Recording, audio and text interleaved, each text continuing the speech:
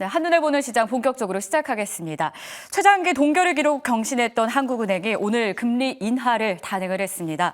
최근 물가 상승률이 1%대로 안정되고 앞서서 미국이 기준금리를 0.5%포인트 인하한 점이 결정에 영향을 미친 것으로 풀이되고 있는데요. 자, 현장에 나가 있는 취재기자 직접 연결해 보도록 하겠습니다.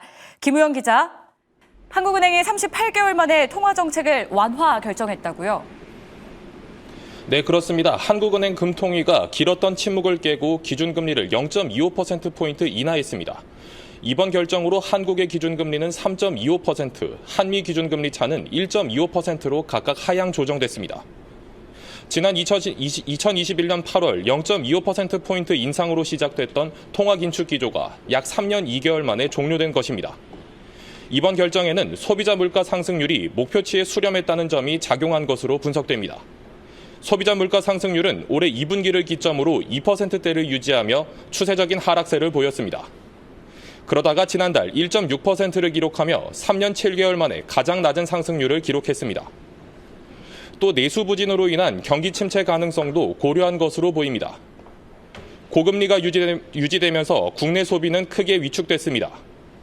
한국경영자총협회에 따르면 상반기 소매 판매액 지수는 지난해 같은 기간 대비 2.4% 감소했습니다. 이 때문에 KDI를 비롯한 경제기관들은 내수 촉진을 위한 기준금리 인하가 필요하다고 꾸준히 주장해왔습니다. 이 외에도 미 연준의 비컷 단행과 더불어 세계 국채지수 편입 성공으로 환율 안정 효과를 기대할 수 있게 된 점 역시 이번 인하 결정에 힘을 실은 것으로 분석됩니다. 다만 한은이 연내 추가로 기준금리를 인하할지는 미지수입니다. 주담대 중심의 가계부채 증가세는 정부와 은행권의 대출 규제로 한풀 꺾인 상황입니다. 국내 5대 은행의 지난달 가계대출 잔액은 전월 대비 약 5조 6천억이 증가했는데 이는 8월과 비교하면 절반 수준입니다.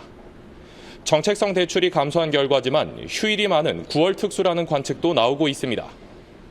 이번 기준금리 인하로 시장 기대가 커지면서 주택 거래가 늘어나게 되면 수도권 중심의 집값 역시 다시 한번 뛸 것으로 전망됩니다. 이창용 총재는 8월 금통위 이후 부동산 가격과 그에 따른 가계부채 증가 등의 금융 불안은 지금 막지 않으면 더 위험하다고 말한 바 있습니다. 또 당국이 금융권 가계부채 관리를 위한 추가 조처를 검토하고 있는 것으로 알려진 만큼 차주들의 체감금리가 낮아지는 데에는 다소 시간이 걸릴 것으로 전망됩니다.